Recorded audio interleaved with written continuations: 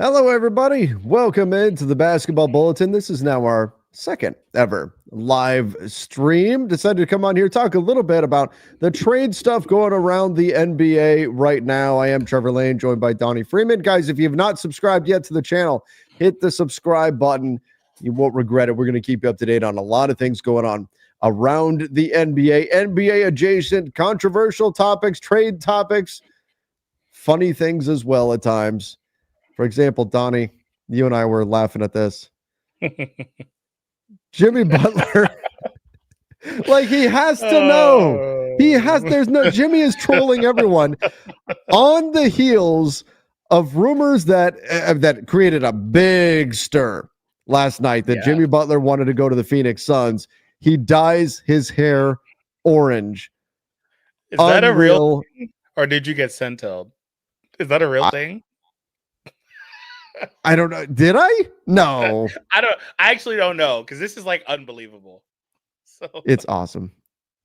It's awesome. If that's really, I think it's a real thing. I saw it. A few different accounts are retweeting it, but this is, first of all, like the whole deal with Shams putting out there that, you know, with Bernie Lee, his agent, Jimmy's agent, getting mad at Shams for saying that Jimmy's agent was going around saying that he would be interested in joining the Phoenix Suns. Very, very difficult for Jimmy to go to the Suns, by the way. Not impossible, but very, very difficult to try to make something work.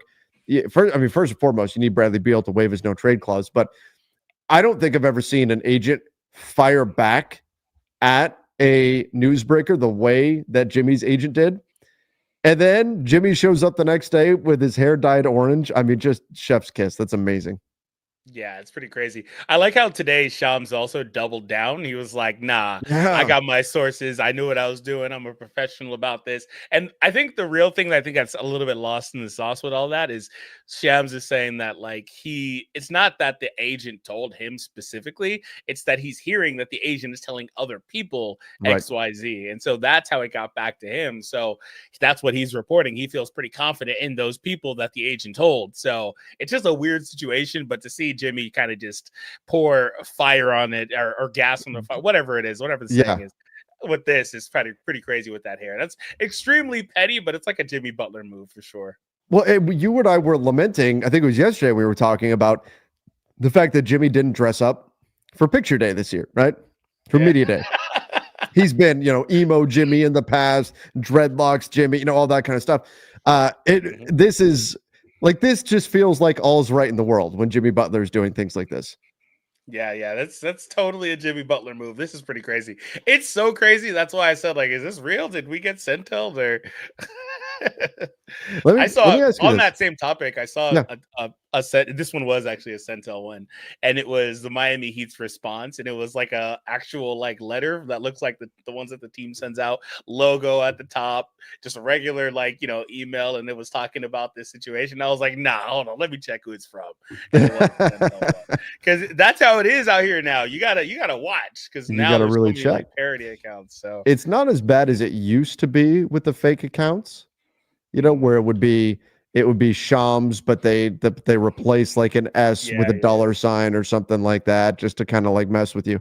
But still, you got to be careful with all those. Let me ask you this though: if let's say that they figure it out, you do Miami sending Jimmy Butler to Phoenix, and by the way, the Suns reportedly are not interested in trading for Jimmy Butler. We are purely in hypothetical land here. If the Suns were to change out Bradley Beal and bring in Jimmy Butler, are they better? Does that improve their team? Yeah, absolutely. But I mean, does Beal want that trade? Does Miami even want Beal? I don't. There's a couple things there. Like Beal is one of two players in the entire league with an actual no trade clause. Literally, him and LeBron, like two players. So he can literally say, I don't want to go to Miami. But also, like I said, I don't know if he wants to go there. I don't know if Miami wants Beal either. Like it's just a weird situation that Jimmy's in. But I do think they get better, of course. Absolutely. I agree 100%. I think they are better. I don't know if Beal would waive his no trade. But even if he would, if I'm Miami, that's not the return I want for Jimmy Butler. Yeah. Here we've got a theory. I think I think Miami leaked the Suns' interest themselves. Beal says he wanted to go to Miami when he requested out. That's true. Miami was one of the teams that he was reportedly willing to waive his no trade clause for. Remember, the no trade clause follows him. So if you're Miami and you trade for Bradley Beal, he still has a no trade clause. He could prevent you from trading him anywhere else. Yeah. So, Miami, that's got to be the worst contract in the league, right? Just simply because he's got that control. Yeah, it's rough. It's crazy. It's absolutely rough. So if you're Miami, that's not what I want. I mean, first of all, you already have Tyler Hero. Bradley Beal's not the piece I want back for Jimmy Butler if I'm the Miami Heat, especially with that no trade clause. So I don't know, why Miami, I don't know, would Miami leaking that help them at all? Yeah, and also the Suns can't even give you assets because they don't have assets. So it's just a weird situation to be in. I wanted to spotlight this comment from Ali here, who says, who's the best free agent right now and who are the most likely buyout candidates? Didn't we talk about doing a video on something like this? Because this is something we have to sit down and think about. Yeah, as far as the best free agents, I mean, like Lonnie Walker can get out of his contract in Europe, I think, in a month or two. So he could be a name out there. Markelle Fultz is still recovering from injury, last I heard, but he could be another guy that's out there. But there's not a lot. I mean, there's a lot of players in the NBA, so it's not like there's a deep free agent pool still sitting out here in December to go and try to find players from. As far as the most likely buyout candidates, really, you just look at any player who's a veteran player and has 1 year left on their deal. And if they're on a team that is not utilizing them, that's a losing team, those are the types of players that tend to be buyout candidates. But the thing to keep in mind, and we will make a list of the prime buyout candidates, but the one thing to keep in mind is I know people instantly go to, oh, well, doesn't that describe Ben Simmons? He's making $40 million. He's playing with the Brooklyn Nets team that wants to tank. If your team is above the first tier apron, you are not allowed to sign any buyout player who is making more than the mid-level exception. And it's one of the restrictions of the new CBA. So that would be tough. So if you're a fan of a team that's above the first tier apron and Ben Simmons gets bought out, you can't sign him. And so that's what I think will actually nerf the buyout market to a degree, because if you're Ben Simmons and you look and you go, oh my God, half the league can't sign me anyway, especially I really wanted to go to team X, Y, or Z, and they're all tier one teams. Why give up money in order to get bought out? So I don't know if the buyout market is going to be as big of a thing as it has been in years past. And also the way that I understand that rule is that it makes it basically sound like if you're above the first apron, which is actually a lot of teams, you basically are the only guys you can go out there and get will be minimum guys. And I don't understand the point of trying to get minimum guys off the buyout market. That doesn't make a lot of sense to me. Why would they get bought out in the first place? Unless they just wanted a change of location, I guess. Like it is. You could sign a player that was making, say, 10 million and got bought out. Like, let's say Chris Paul were to get, he's not going to, but let's say Chris Paul were to get waived by the San Antonio Spurs. You could go pick him up. So there's something there, but yeah. I thought you said they can't make more than the mid-level or mid-level, not the minimum, the mid-level. Okay. The mid-level. Okay. Yeah, the mid-level, which would be about 13-ish million. Yeah, okay, that makes sense. So just disregard the last 1 minute or so for me. I don't know why, but I heard minimum and I was like, no worries. We can always go back, edit, and delete. It's not like we're live or anything. No big deal. Yeah. No big we deal. Can still do it post, right? Don't play with me. Slade, Jimmy would hate it in New Orleans. I put Jimmy Butler and Brandon Ingram on the thumbnail for this, just for funsies. But Jimmy going to New Orleans, I've seen this idea brought up that you could, hey, Brandon Ingram, they need to get rid of him, that he needs to get moved. Why don't the Pelicans get in on Jimmy Butler and swap those two guys, and you can swap problems, right? Miami gets the younger guy in Brandon Ingram. The Pelicans get the guy that's more ready to win right now. And does Jimmy, with his serious nature, obviously not always serious when he's off the court, but on the court, very, very serious, does that help propel the Pelicans forward to where they want to be? I get the arguments for it, but I still if I'm Miami, if I'm not willing to pay Jimmy Butler because of his injury situations, does that make me willing to pay Brandon Ingram, who is right now injured? I don't know about that, even though he is younger, so it's a little bit of a fit there. And then New Orleans, what would Jimmy be like in New Orleans? I mean, clearly he would run that team. I mean, I just feel like he's just gonna be sat out the entirety of his stay there, and they're not gonna do anything. So I mean, they're gonna try to just do like I don't. New Orleans, like if that happens, they're gonna find a way to sit him because they don't. At this point, they're probably not trying to win games. They've got their pick, right? They're not trying to win games. So I mean, you think they're already in tank mode, New Orleans? I don't think they're trying to lose right now, but they're good at it without trying to do it. No. Not right now, but at the deadline, I think they will be because I think reality is going to set in that they're not recovering from 5-20, dude. That's crazy. They're not recovering from 5-20. They're just it's 5-20. It's too hard in the West, in my opinion, to come back from that. And their pick is protected, right? So they might as well like right now, but I think definitely by the deadline they're gonna even if they go on like a 10-game streak, they're gonna probably say, yeah, you know what, whatever. They should. They have to in order to. So last year, in order to make the playoffs, it took 46 wins, and that's to get the 10 seed in the Western Conference. It took 46 wins. If it's the same way, they have 57 games remaining. They would have to win 42 of them, 41 wins, in order to get there. And that's assuming things stay the same. And that's assuming it stays the same as last season. That's a 72% clip. So that is a win percentage that right now would be the fourth best in the NBA. That would mean they'd have to be playing at a level similar to the Cavs, the Celtics, and the Thunder in order to go on that kind of a run from here on out. I just don't see it. I don't see it for New Orleans. Maybe what's their tankathon? Maybe they've magically got the easiest schedule remaining. Okay, and then maybe you can make a case for it. But the thing with that is that you have no margin for error. Like, I just pulled it up. Is it the hardest one? Almost. Look, so they should just call it, man. They have the third most difficult schedule. Just get out of here, man. Like I hope they obviously turn it around, but this season was just injuries from the jump, and they've got one of the hardest schedules left. Man, that's nasty. Yeah. 5-20, that's crazy. I don't fire up the tank. So get Jimmy going there, I don't think he's playing at all if he goes there. He's just gonna sit. That's true. Make it a 3-team trade. But next year, though, maybe next year. Ooh, they could be spicy next year. They need to. The New Orleans needs to position themselves to be next year's Grizzlies. What the Grizzlies are this year, that could be them next year. Yeah, that's what they should be going for. All right, let's see what else we've got here. Ray said this should 100% be Rob Pelinka's last year in LA if he doesn't make something happen. 3 years overdue. They sat out the trade deadline last year. They sat out the offseason. And by sat, I mean they got nothing done. They didn't accomplish anything. Aside from drafting players in this year.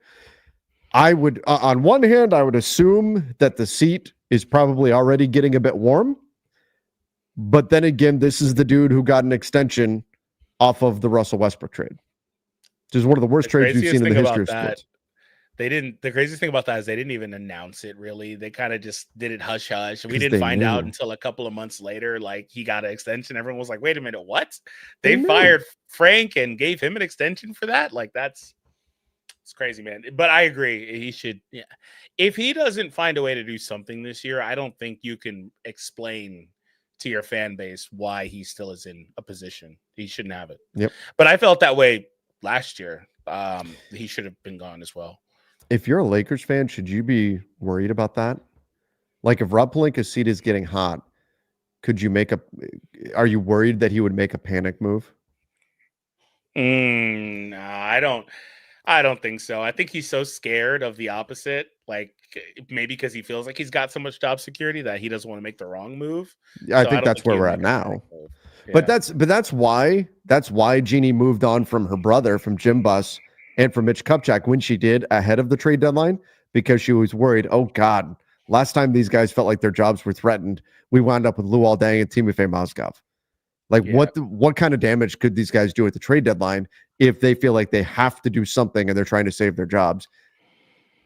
That's a little bit scary. A little bit scary. I feel like he feels pretty confident, so I don't think he'll do that, and he'll probably act in the best interest of the franchise, which is not the wrong thing to do. Nope. You can argue whether they should or shouldn't go in right now on this current edition of the Lakers, but I think that's probably what he'll end up doing.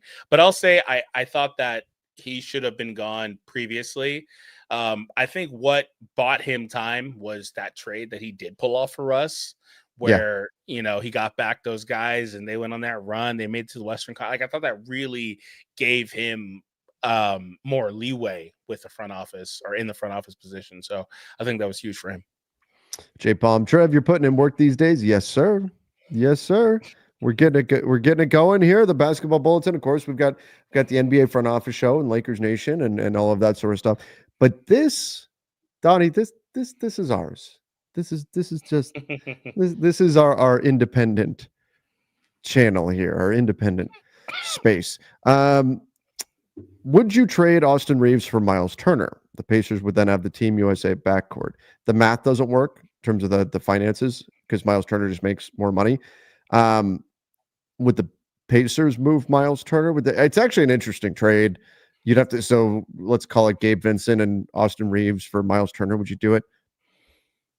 I think I might.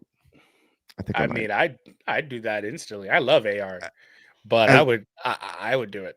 the idea of Turner and AD together is so exciting, and that is if you knew what Miles Turner, you're already in agreement on what he wants on his next deal.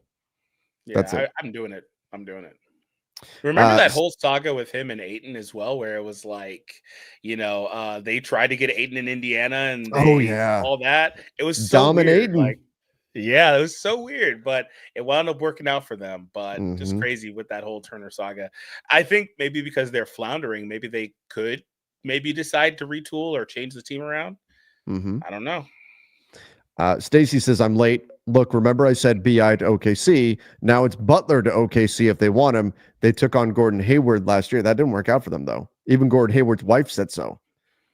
she was not happy with that situation.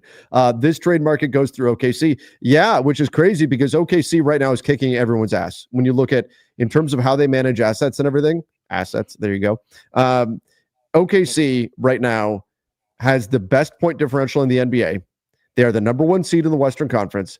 They are below the luxury tax, which means opposing teams that are above the luxury tax are actually subsidizing the Thunder. They will write them a check at the end of the season. And they've got the brightest future of any team in the NBA. And they've got a ton of they're not the best. I will say they're not the highest quality picks, but there's a lot of volume here in the draft capital they've got. So yeah, if the Thunder say, hey, we want Jimmy, if the Thunder say we want BI, if the Thunder say they want just about anybody, they can get into the mix as long as they're willing to, figure out the salary situation. But they could certainly be the main player. I would just be wary if I'm the Thunder of tinkering too much with something that's already working so well. You want to add the piece that's going to put you over the top. But remember, they're this good right now, and they don't even have Chet at this point. If I'm the Thunder, I'm waiting to see what does it look like when I have Chet and Hartenstein in tandem, and then figure out if I want to go get one more piece. And if I want to, I certainly can. Yeah, I think you could put ex-veteran that's all-star on this team, and they're going to get better. Jimmy, just he's one of those guys. They could go get him. I think it's tricky when you're trying to get somebody like Jimmy because you have to do a lot of matching, and I think that's the big problem with them. Like we talked about in the last live show, is that they've got all the assets and all that's fine, but they don't have a lot of mid-sized salaries, so they would have to put together a lot of guys, or maybe get a third team or something like that to try to make some of these trades work for a bigger name guy like Jimmy.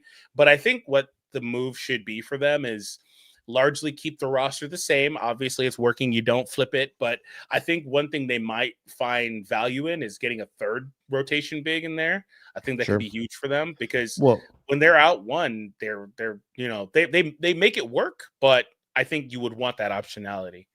Well, Jalen Williams has been out too. The other Jalen, the big Jalen Williams, he's been out. So he would be their other guy if and when he can come back healthy.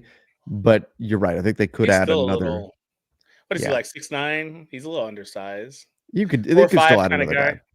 They can still, but then again, I mean, they've been so good even without him. It's been crazy. Yeah. K Nell said incoming Lakers trade. And by the way, I appreciate the super chat. Incoming Lakers trade for Herbert and Murphy. Oh, could you imagine if the Lakers we're back? We're back, baby. Trey Murphy the third.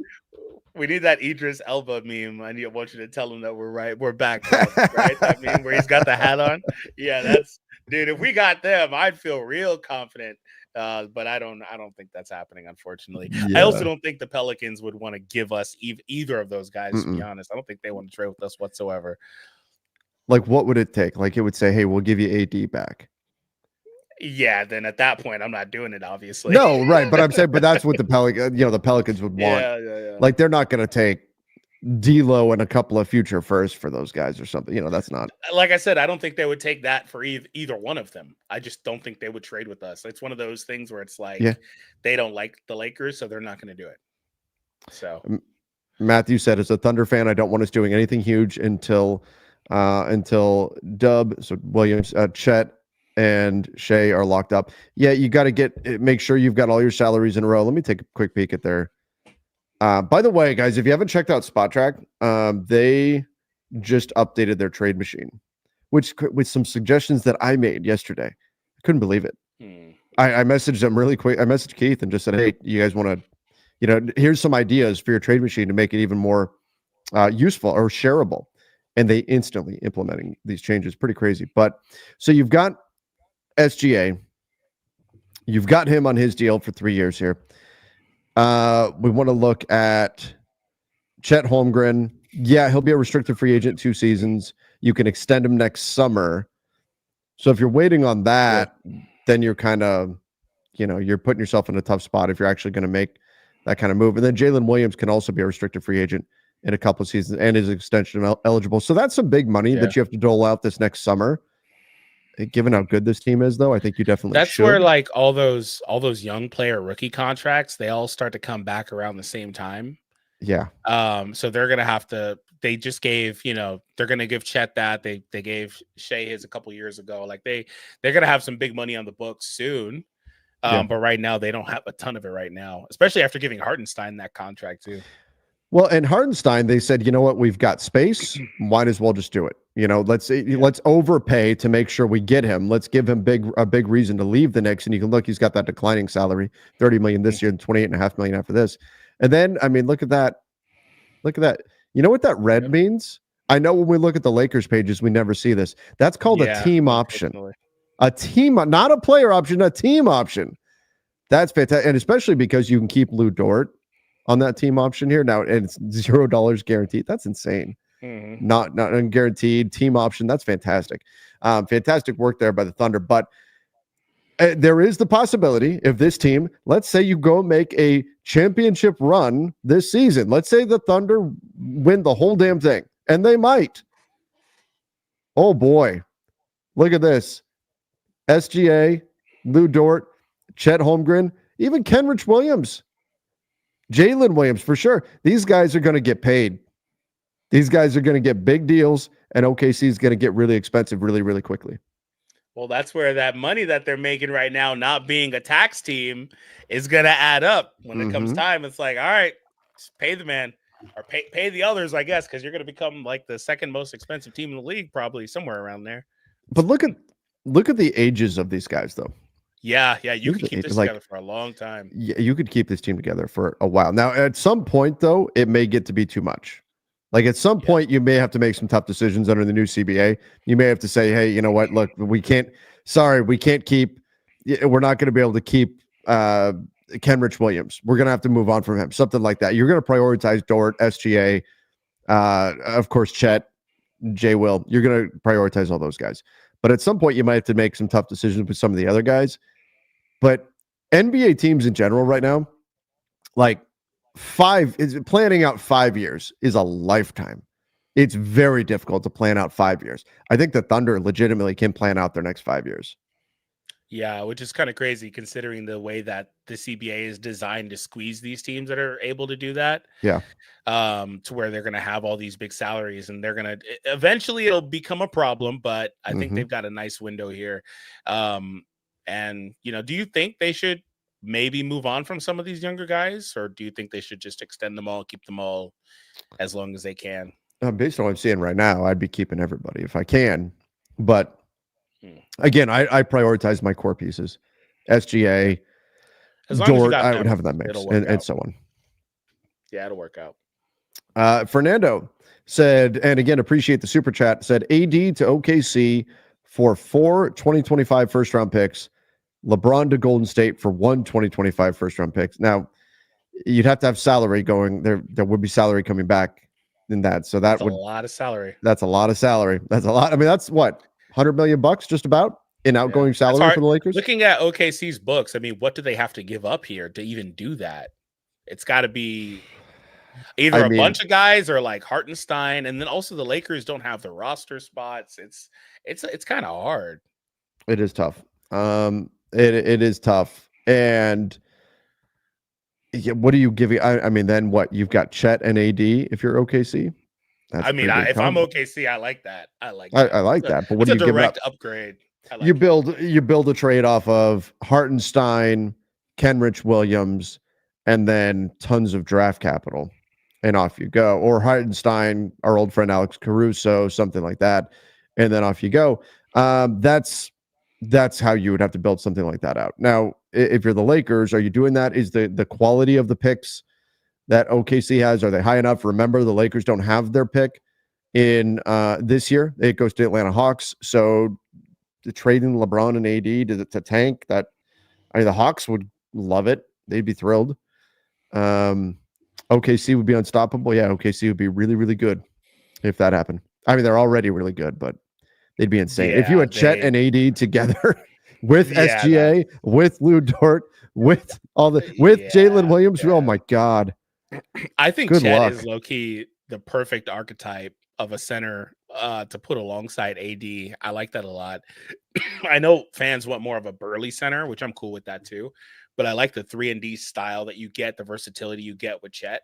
And I think that type of player, somebody like him or a Porzingis type, somebody like that, if you could put that with AD just in general, is you're going to be super well off. So they could be and then also they'd have SGA too. They'd be really good for a very long time. So yeah, it's pretty crazy. Even if OKC moves on from some players, they have value, so they can get a return. Yeah, if they want, they can keep kicking the can down the road, because as we've noticed, you do run into the problem where you can't pay everybody. So OKC could, with their future draft capital, if it comes time for them to make a first round pick and they don't have a roster spot, they don't have salary, trade it for a future first, or trade some of these guys for future first. But again, right now, they're one of the favorites to win the whole damn thing. So I'm not tinkering too much. I'm not just to keep my books perfect. I'm not going to diminish my chances at winning a title. That is still the ultimate goal here, and a achievable goal, I think, with this team. Yeah, I agree with you. All right, let's see what else we've got here. Hartenstein is the perfect contract to aggregate and get a superstar. Yep, absolutely. He definitely is. And that's part of the reason why they gave him that contract. $30 million. Yep. A trade of AD to the Hawks is less complicated than OKC. Hawks have our pick. Yeah, I mean,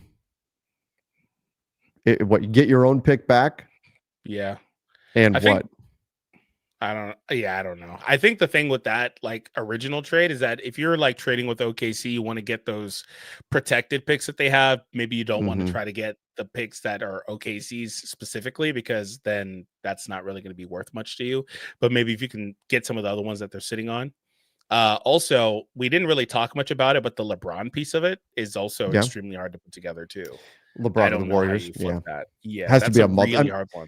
The Warriors are right below the first tier apron hard cap, and they have a hard cap at the first tier apron because they use their mid-level exception on Kyle Anderson. And then you've got the Lakers are like $30,000, which is nothing in NBA money. Crazy. Below the second tier apron. So they don't have a hard cap there, but they won't pass it. Anyway, the Lakers can get DA and Ingram, $36 million each. DeAndre Ayton and Brandon Ingram, roughly. Ayton might be 34, but you're talking about $72 million in salaries coming in. And remember, the Lakers have to send out more than they bring back. Effectively, no. Yeah, I don't even know if I would want Ayton.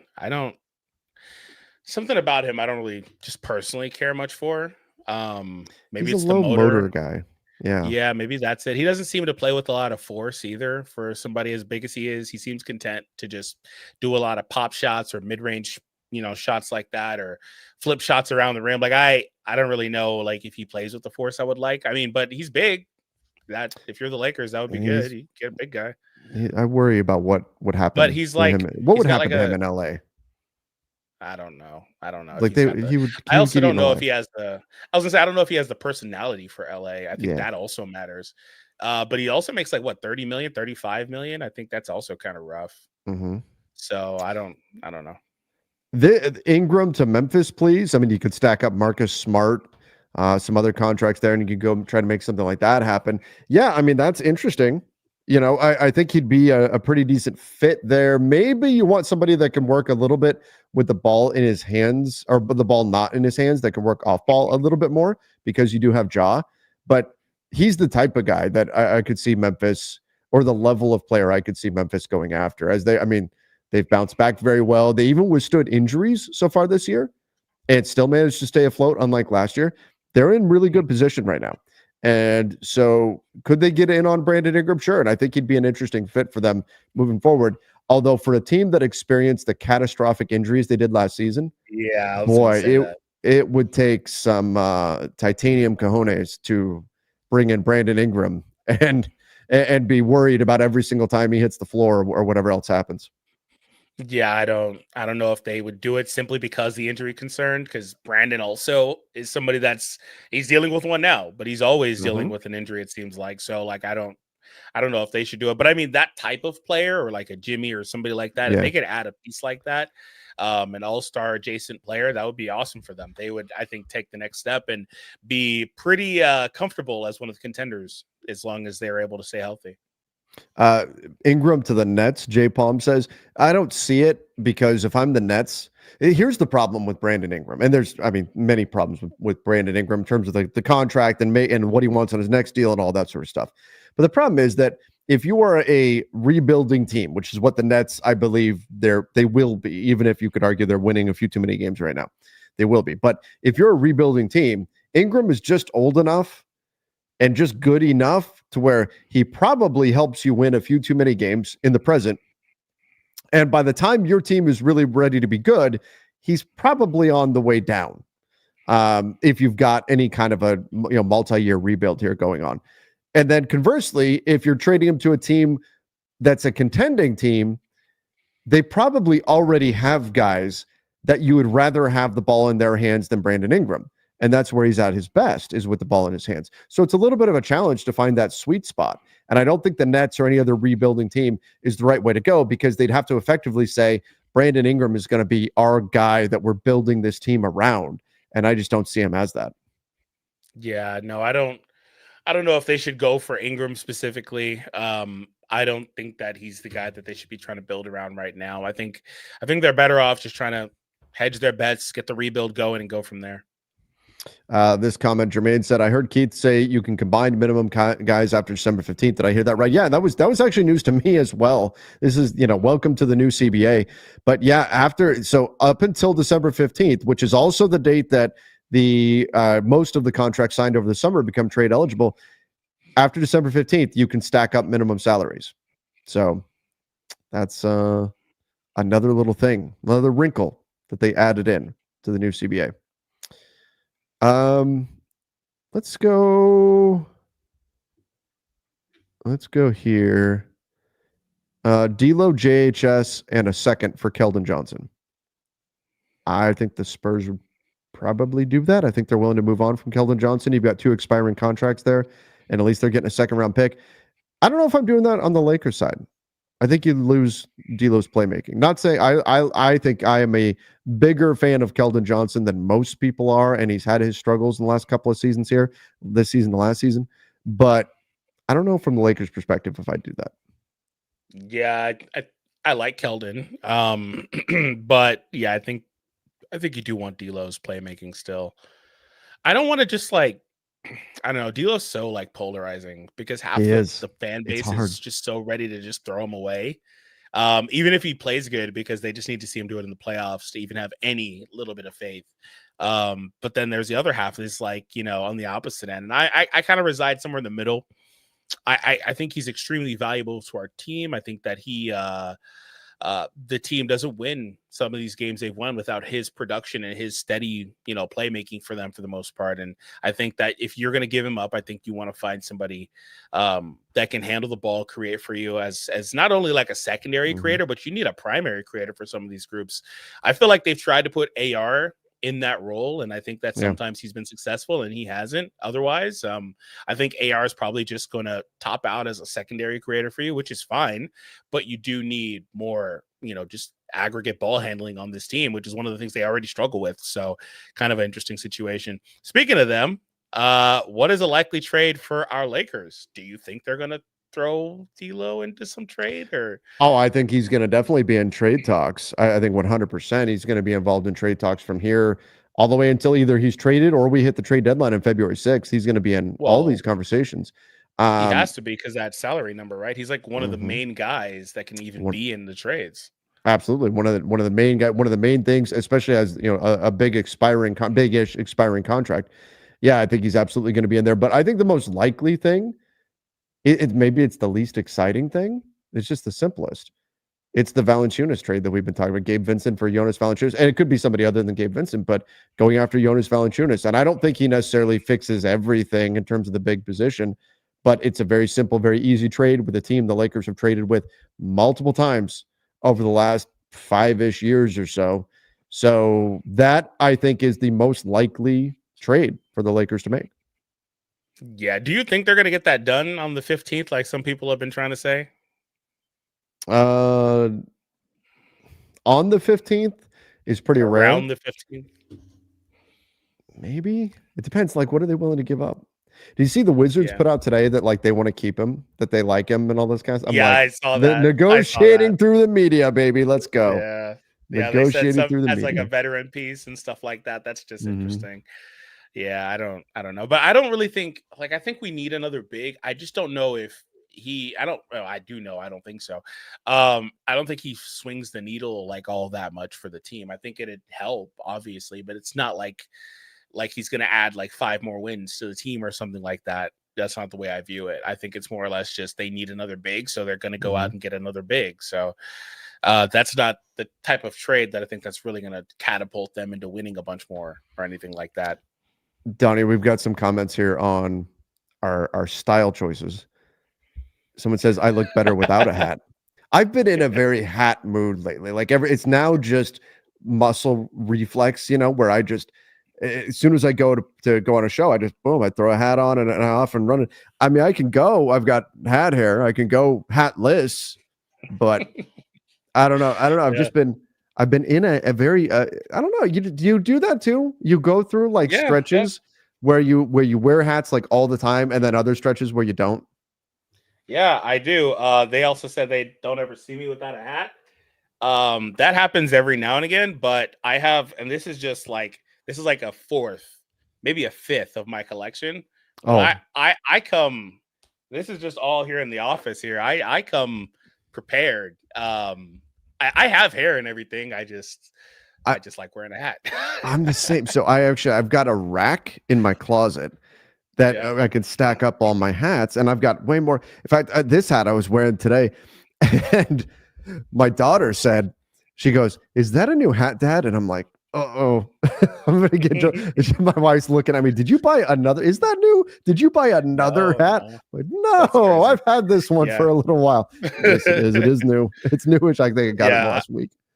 I've got like 40 or 50 hats. I don't even know where half of them are at anymore, but I have a lot. Like on the door downstairs, there's a big rack with hooks in there, all right there. Go in the closet on the shelf. There's a bunch there. There's like 10 in this room.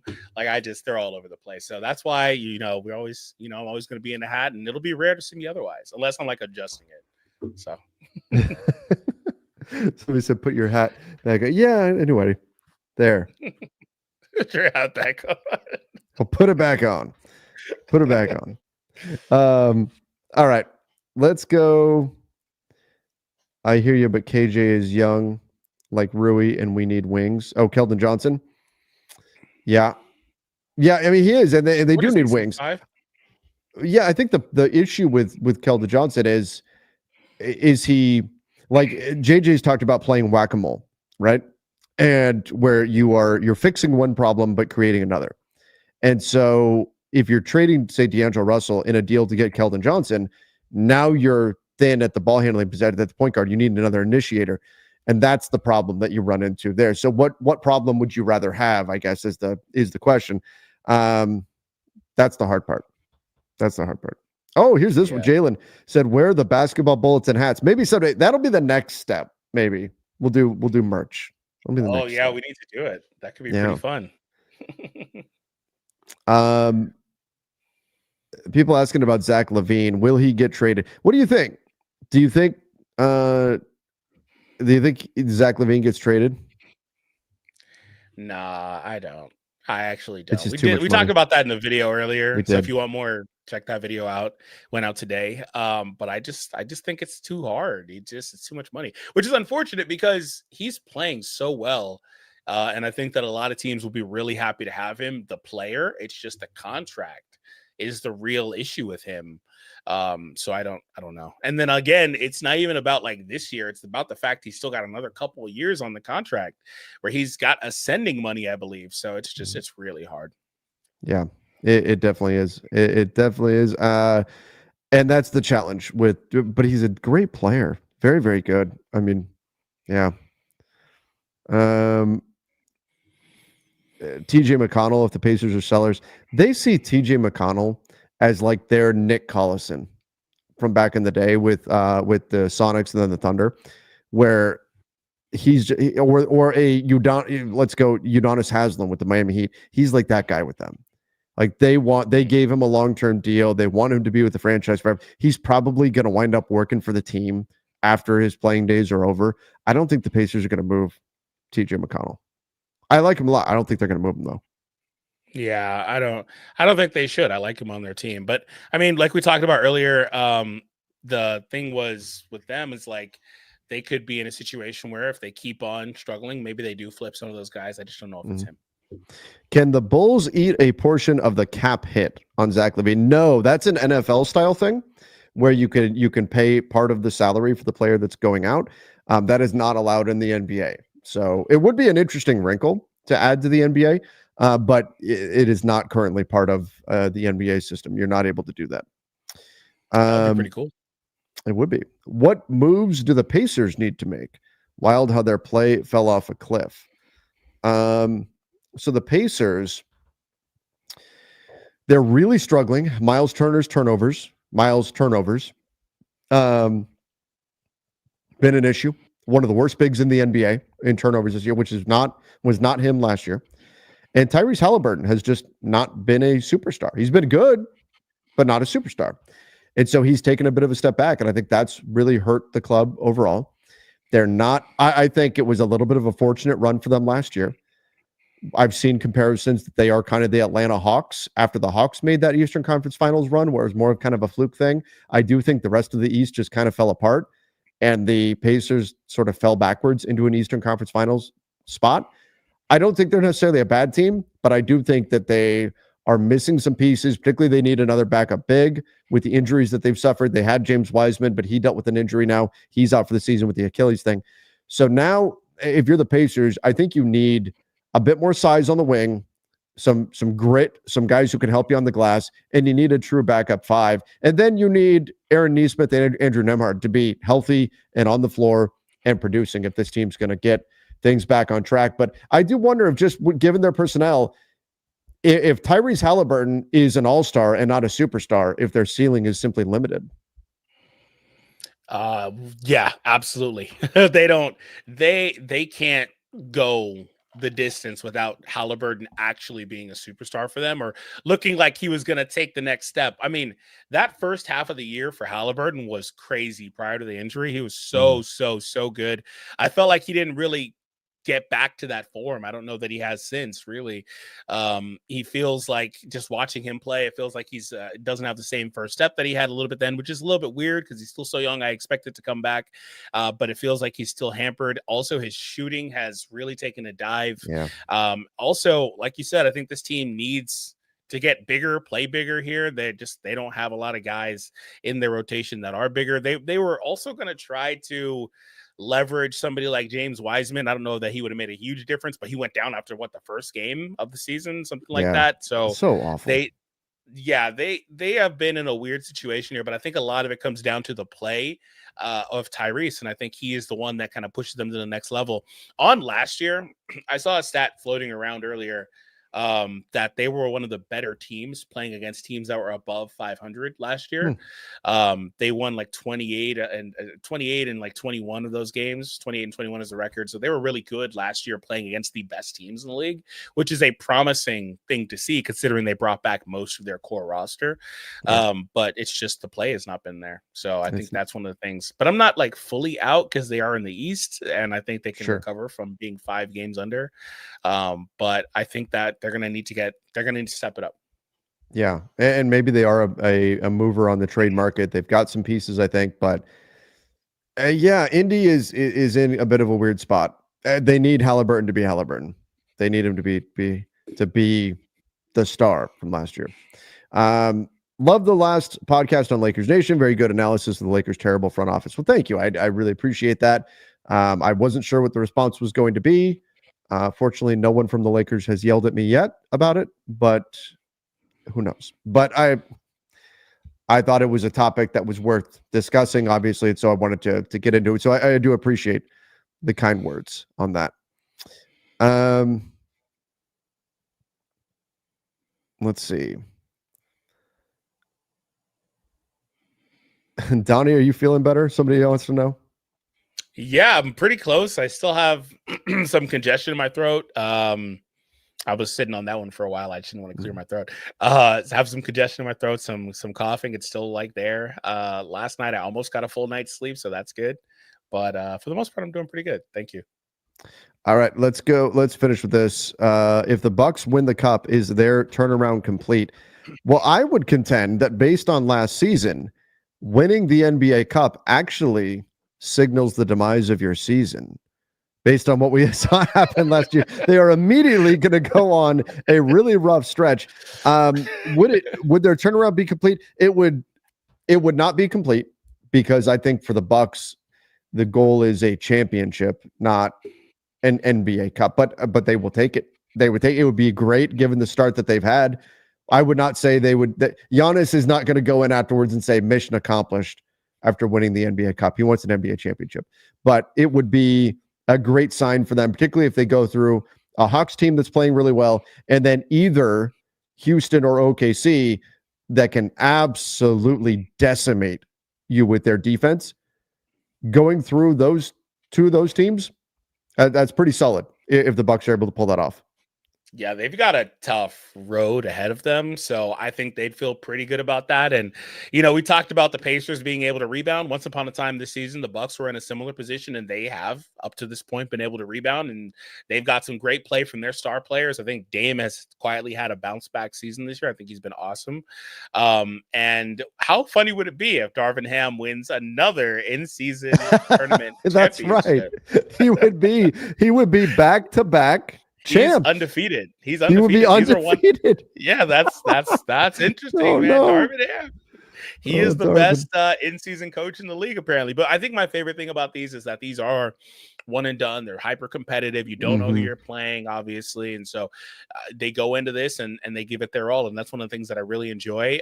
Aside from the controversy to end the last game with the Warriors and all that, I thought that was a great game. I thought we've had some great games and all that stuff. So they're going to rename it. It's going to be called the Ham Cup now. If the Bucks win it, it's going to be he's already the winningest coach in season tournament history. So. In NBA, yeah, he is, and Torian Prince as well. Maybe it's Torian Prince. Oh yeah. Oh man. All right, everybody. Thank you guys all for joining. We wanted to get on here, talk trades a little bit, converse with everybody. We appreciate all of you that have joined us with the Basketball Bulletin, that are hanging out, talking with us every day. We appreciate all of you so much. If you're watching this and you've not subscribed to the channel yet, please make sure you do hit that subscribe button. We'll be back tomorrow. Donnie and I already recorded something a topic I've wanted to talk about for a while. Already recorded something today. It's going to drop first thing tomorrow morning. So be on the lookout. It's about the NBA Cup a little bit. It's also about just the current state of the NBA viewership and why some fans are tuning out. We're going to get into that in just a bit here. What, I don't know, 14, 15 hours from now, something like that. That'll be out. So make sure you guys are on the lookout for that. We appreciate all of you. Until next time, see you and stay safe.